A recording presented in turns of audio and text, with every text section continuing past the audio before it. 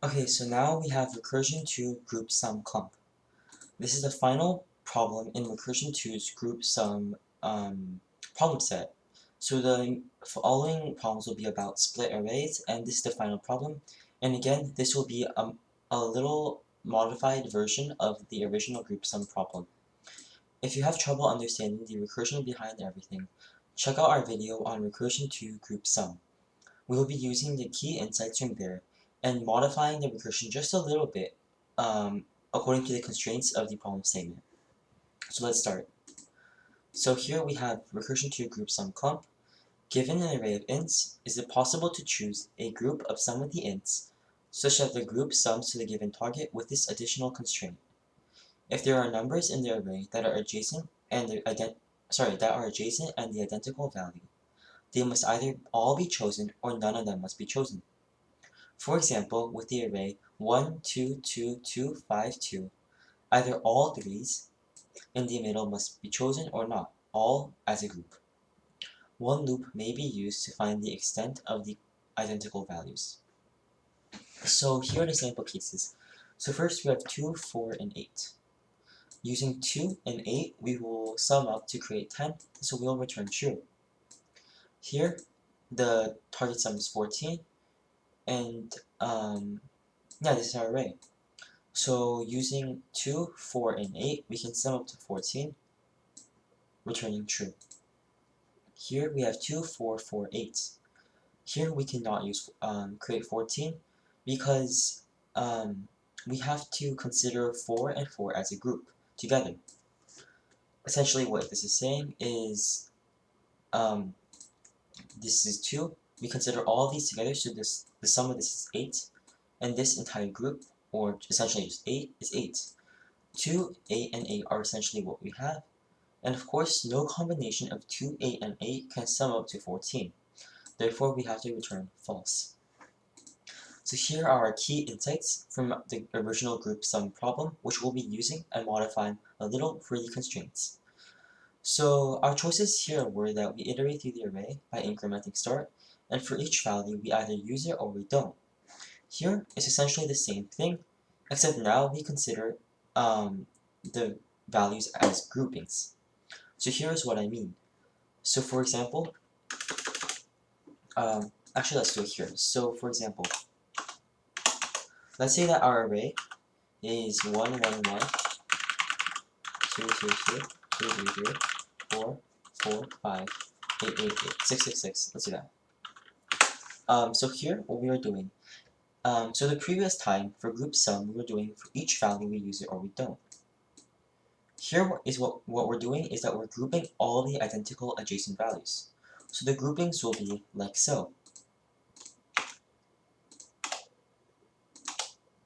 And then from these groupings, we either use a grouping or we don't use a grouping. So we use this or we don't. We use this or we don't. So essentially what we're doing is that all we need to do is look out for groupings, and then we just follow the same recursion. So that seems pretty straightforward. Additionally, as you can see, even if there are individual values, like 5, this is still considered a grouping because the values right next to it, adjacent to it, are not equal to it, therefore this is just a group by itself. In that manner, 2, 4, and 8, the array 2, 4, and 8, the groupings are 2, 4, and 8. Despite the fact that each group is length 1, this is still the grouping. So yeah, let's implement that. So first, we will have the same basis cases as before. So if our target sum equals 0, then we return true.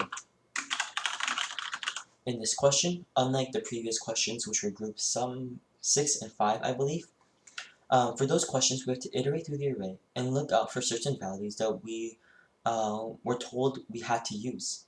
Here, there are no such constraints. There are no values that we have to use or look out for with the array. Therefore, as long as target sum equals 0, we can just return true. Next, we have the case. If start is greater than or equal to num we return false.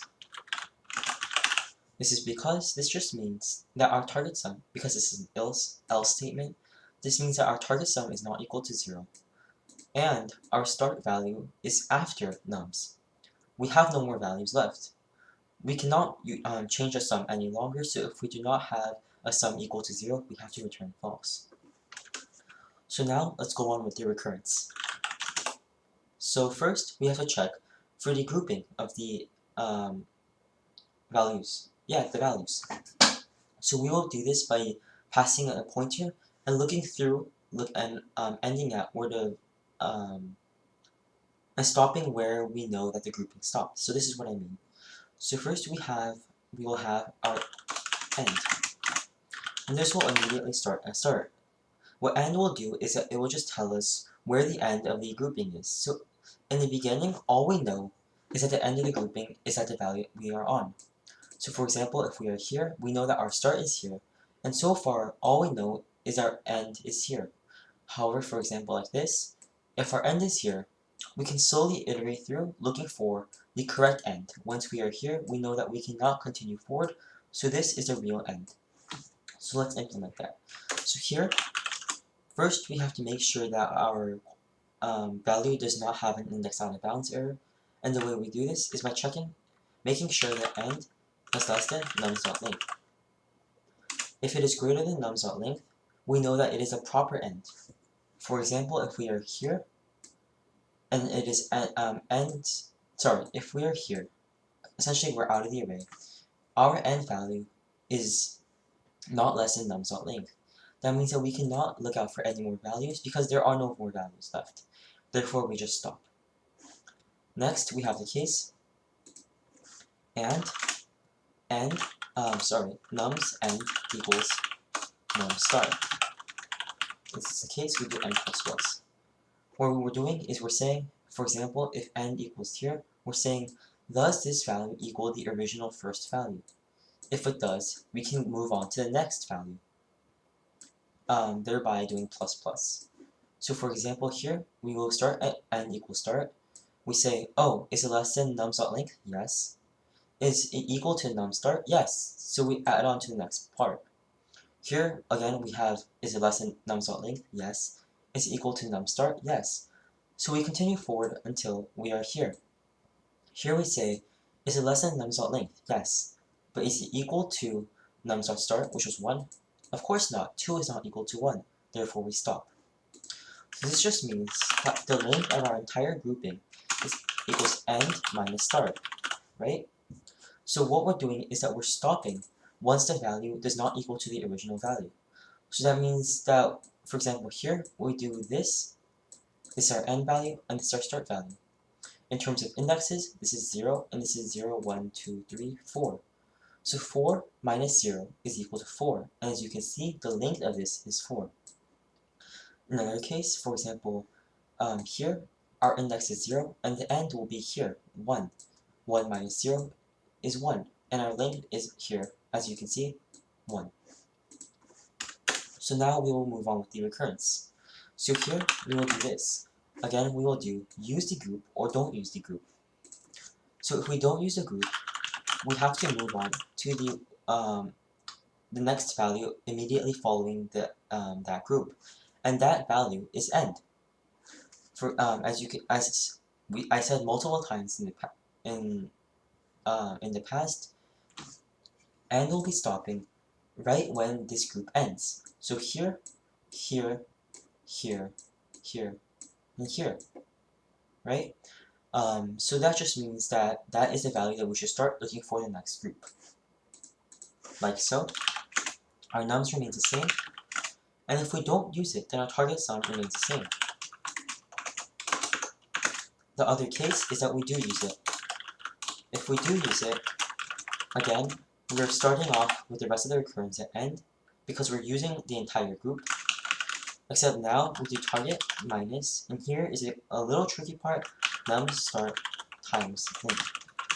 This is because the length of the group is length,